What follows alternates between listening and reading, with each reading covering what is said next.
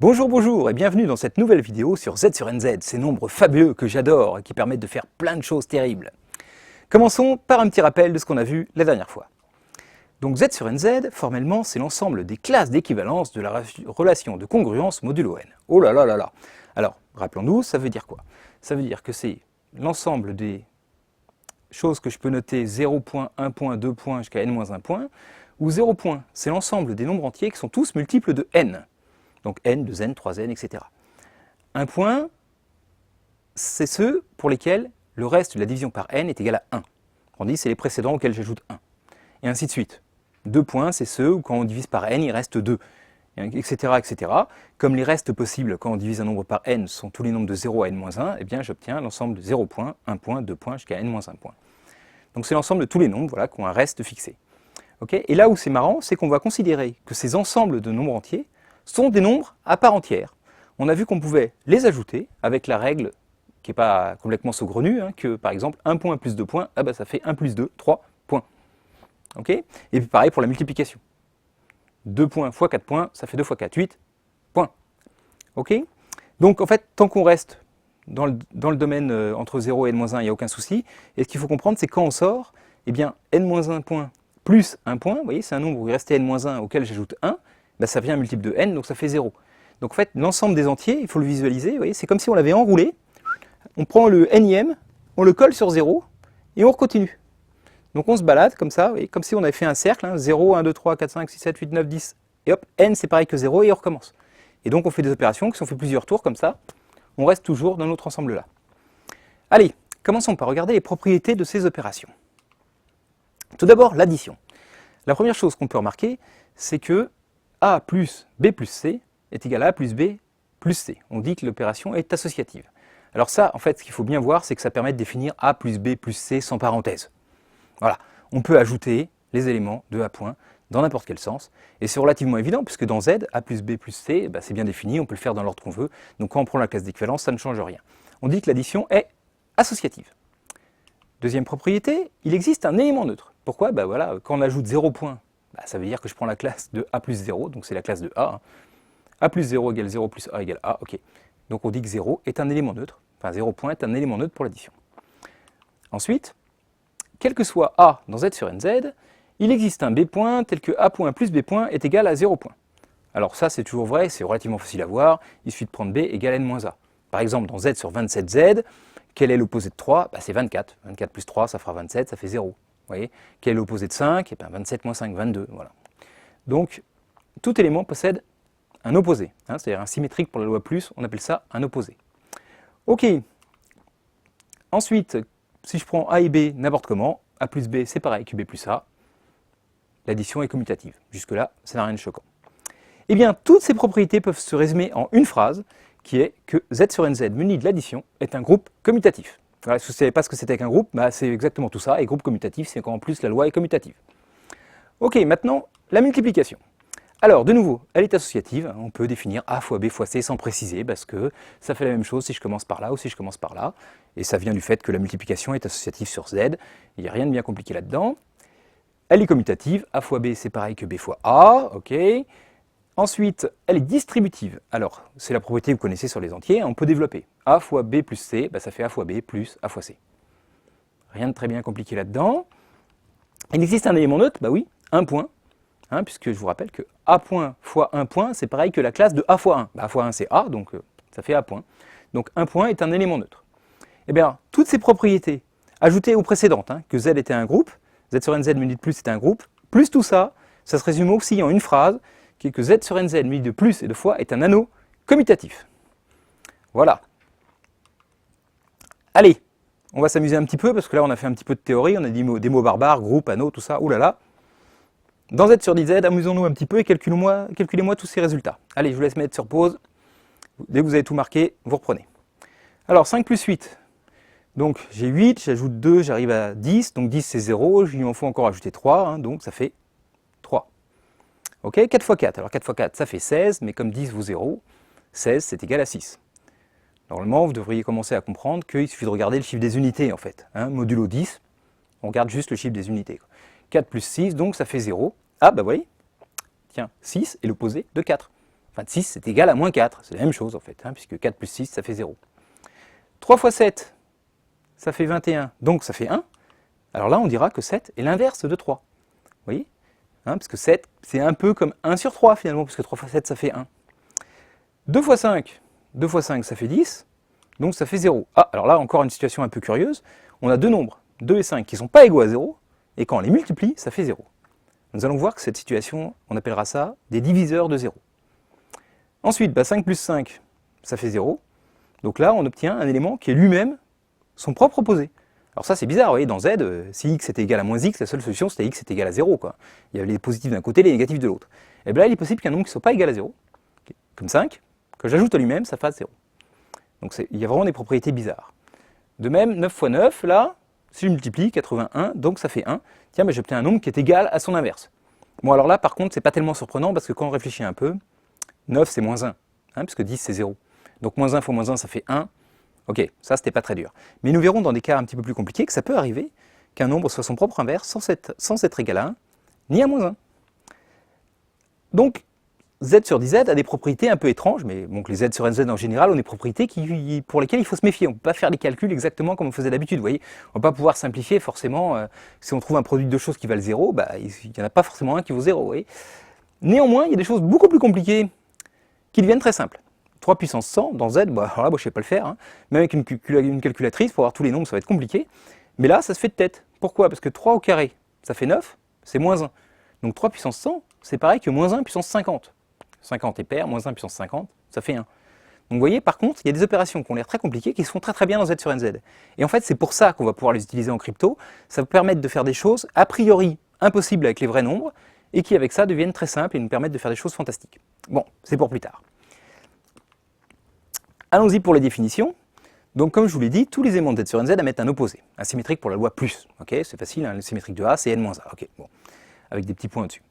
Mais il n'y a pas forcément l'inverse. On ne peut pas toujours faire un nombre, un élément de Z sur NZ multiplié par un autre pour obtenir 1. On ne peut pas tout le temps. Alors déjà, 0, on ne peut pas. Oui, 0 fois quelque chose, ça fait 0, ça ne fera jamais 1. Mais ça, c'est pas surprenant. On le sait bien que 0 n'est pas inversible. Mais il peut y en avoir d'autres qui ne sont pas inversibles. Donc, quand on prend un élément de Z sur NZ, on dit qu'il est inversible lorsqu'il existera un inverse, c'est-à-dire un B tel que A fois B, c'est égal à 1. Et à ce moment-là, B, on l'appellera A puissance moins 1. Oui, je ne sais pas pourquoi, on a l'habitude, on ne met pas 1 sur A point. Je ne sais pas, c'est pas moi qui décide, on met A point puissance moins 1. Ok. Et donc l'ensemble des éléments inversibles de Z sur NZ, eh bien voilà, on le note comme ça, Z sur NZ avec une croix en puissance. Et même c'est pour une notation générale, hein, quand vous avez un anneau quelconque, A puissance une croix, comme ça veut dire l'ensemble des éléments inversibles pour la loi multiplicative. Ok, donc maintenant une autre définition, eh bien on va dire que deux éléments sont un diviseur de 0, quand ils sont tous les deux différents de 0, donc voilà, il faut que A soit différent de 0, et il faut qu'il existe B différent de 0, tel que A fois B soit égal à 0. Alors c'est important hein, que B soit différent de 0, parce que sinon n'importe qui est un diviseur de 0. Parce que multiplié par 0, c'est toujours 0. Donc pour dire que deux éléments sont diviseurs de 0, il faut vraiment que tous les deux soient différents de 0, et que leur produit fasse 0. Et on a vu que ça pouvait arriver. Allez, on s'amuse un petit peu, petit exercice, résoudre des équations dans Z sur 20Z. Je vous laisse mettre sur pause, réfléchir un petit peu, et je fais la correction. La première, 3x égale 9. Bon, alors comment on fait ça normalement? On dit, on divise par 3 et on trouve x égale 3. Alors, diviser par 3, ça veut dire multiplier par l'inverse de 3. Dans Z sur 20Z, quel est l'inverse de 3? Si on réfléchit un tout petit peu, on voit que pour faire 1 qui est égal à 21, qui est à 41, etc., 3 fois 7, ça fait 21, ça fait 1. Donc je multiplie par 7 de chaque côté. Donc 7 fois 3 fois x, ça fait 7 fois 9. Okay, mais 7 fois 3, donc ça fait 1. Donc 7 fois 3 fois x, ça fait x. Et donc je trouve que x est 7 fois 9, mais 7 fois 9 c'est 63, donc c'est 3. Parce que 20, 40, 60 valent 0. Ok, donc oui, tout ça pour ça, 3x égale 9, x égale 3, on le savait, on n'a pas besoin de s'embêter à multiplier par 7. Mais restons prudents. 3x égale 4, ok, cette fois on a compris, on multiplie par 7 de chaque côté, ça fait x égale 7 fois 4 égale 28, donc x égale 8. C'est compliqué de résoudre des équations du premier degré finalement. Au lieu de diviser, on multiplie par l'inverse. Bon, 4x égale 3, allez pareil. Alors, l'inverse de 4, problème. 4 fois combien pour faire 1 ou 21 ou 41? Ah ouais, non, ça n'a pas l'air d'aller. Hein. Regardons la table de 4. Allez, 4 fois 0, 0, 4 fois 1, 4, 4 fois 2, 8, 4 fois 3, 12, 4 fois 4, 16, jusque-là tout va bien. 4 fois 5, 20, 0. Du coup, quand j'ajoute 4 à chaque fois, la table de 4, c'est 0, 4, 8, 12, 16, 0, 4, 8, 12, 16, ça ne faut jamais 3. Donc mon équation, elle n'a pas de solution, disons. Ok, alors comment j'aurais pu le voir d'une autre façon? Je vous fais une deuxième preuve parce que ça peut servir. Vous allez voir. 4.x égale 3, une autre façon de l'écrire, c'est de dire qu'en fait 4x est égal à 3 plus un multiple de 20. Il existe un entier n tel que voilà, 4x égale 3 plus 20n. Quand je passe modulo 20, ça me donne 4.x1 ou 4.x égale 3 points. Et bien ça, voilà pourquoi c'est impossible. Parce que 4 c'est un multiple de 4, 20 c'est un multiple de 4, et donc ça fait 4 fois x moins 5n, quand je passe lui de l'autre côté, qui devrait être égal à 3. Et si 3 était dans la table de 4, ça se saurait, vous voyez. Donc une autre façon de se rendre compte, c'est l'équation n'a pas de solution. Pourquoi je vous fais ça? Parce qu'en fait, on pourrait se dire, si on ne faisait pas gaffe, voilà, quand l'élément est inversible, c'est facile à résoudre, et quand il n'est pas inversible, il n'y a pas de solution. C'est pas si simple, parce que vous voyez, 4x égale 8, moi j'ai l'impression qu'il y a une solution évidente, x égale 2. Vous voyez? Alors pourtant, 4 n'est toujours pas inversible, bigre.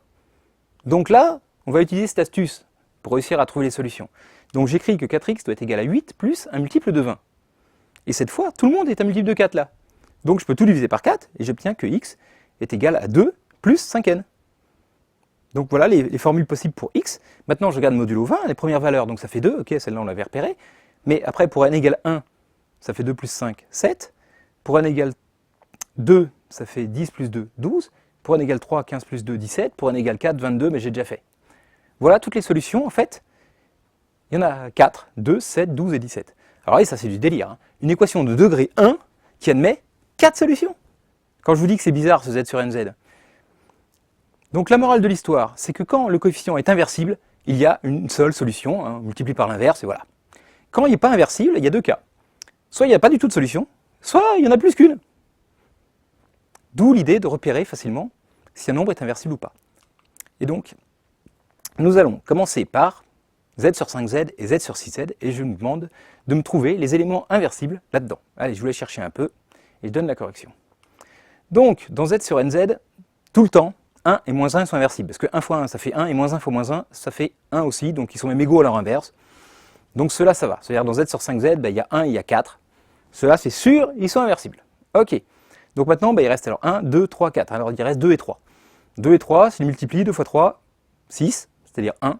Oh, 2 fois 3, ça fait 1. 2 est l'inverse de 3, 3 est l'inverse de 2. 2 et 3 sont inversibles. Donc comme 1 et 4 étaient inversibles, finalement, j'obtiens que 1, 2, 3 et 4 sont tous inversibles. Alors, je n'ai pas regardé 0, parce que 0, il n'est jamais inversible. 0 fois quelque chose, ça ne fait jamais 1. Ok, ça, on l'a déjà dit, même dans les nombres normaux, c'était le cas. Voilà. Donc en fait, dans z sur 5z, tout le monde, sauf 0, est inversible. Donc dans z sur 6z, regardons maintenant. Et donc pour le faire, c'est un peu compliqué. J'ai fait la table de multiplication pour bien vérifier que ça ne pouvait pas faire 1 ou que ça pouvait faire 1. Donc j'ai fait tous les nombres de 0 à 5, tous les nombres de 0 à 5, j'ai multiplié. 0 par 0, ça fait 0. Alors la table de 0, ça va. Hein. La table de 1, c'est pas super dur non plus, hein, d'accord. Alors la table de 2, alors voilà, 2 fois 1, 2, 2 fois 2, 4, 2 fois 3, 6, mais 6 c'est 0. 2 fois 4, 8, 8 c'est 2, 2 fois 5, 4. Voilà, j'ai fait comme ça, j'ai rempli tout le tableau. La table de 3, vous voyez, alors c'est encore plus facile, 0, 3, 0, 3, 0, 3, 0. La table de 4, alors 0, 4, 4 et 4, 2, hein, parce qu'on est dans le modulo 6. 2 plus 4, 6, donc 0. 0 plus 4, 4. 4 plus 4, 2, voilà. Et ainsi de suite. La table de 5, bon, vous ajoutez 5 à chaque fois. Hein, 5 et 5, 10, ça fait 4. 4 et 5, 9, ça fait 3. 3 et 5, 8, ça fait 2. 2 et 5, 7, ça fait 1. Et donc au final, comment on peut obtenir 1? Ici et ici, c'est tout. Donc ce qu'on savait déjà, quoi. 1 fois 1, ça fait 1. Moins 1 fois moins 1, ça fait 1. Et il n'y a pas d'autre façon. Donc vous voyez, il y a vraiment des extrêmes, quoi. On sait qu'il n'y a jamais 0, et qu'il y a toujours moins 1 et 1. Il peut n'y avoir que cela. Dans z sur 6z, il n'y a que moins 1 et 1. Et inversement, il peut y avoir tout le monde sauf 0. Nous allons maintenant voir une astuce qui va nous permettre de déterminer si un élément est inversible ou pas, sans être obligé de calculer toute la table de multiplication de tous les éléments les uns par les autres, parce que c'est quand même un peu long. Alors, cette astuce est la suivante. Eh bien, c'est qu'un diviseur de 0, dans z sur nz, ne peut jamais être un élément inversible. Allez, faisons la preuve de ce résultat-là. Comme ça, après, comme il sera facile de détecter certains diviseurs de 0, ça nous fera moins de gens à tester. Alors, comment on peut prouver ça? On va raisonner par contraposé. Hein. J'ai une application, si un nombre est un diviseur de 0, alors il n'est pas inversible. Par contraposé, si il est inversible, alors il n'est pas un diviseur de 0. Et donc, je suppose que je prends un élément A et que celui-ci est inversible. Et je vais montrer que ce n'est pas un diviseur de 0. Alors, comment je vais faire ça? Bien, je suppose que je prends un élément B, dans z sur nz, tel que A fois B égale 0. Eh bien, comme tout à l'heure, on peut raisonner, vous voyez, comme si B c'était mon inconnu. a fois b égale 0, bah, je multiplie par l'inverse de a, je peux, parce que là c'est facile, puisque a est inversible. Et donc, tiens, a moins 1 fois a fois b, donc ça fait b, et puis ça fait a moins 1 fois 0, ça fait 0. Donc je trouve que b égale 0. J'en déduis, vous voyez, que si je multiplie a par un élément et que j'obtiens 0, c'est que forcément j'ai multiplié par 0.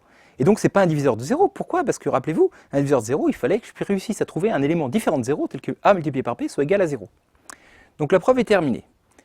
Néanmoins, des fois on peut avoir un petit peu de mal à comprendre parce que j'ai utilisé un petit peu de logique.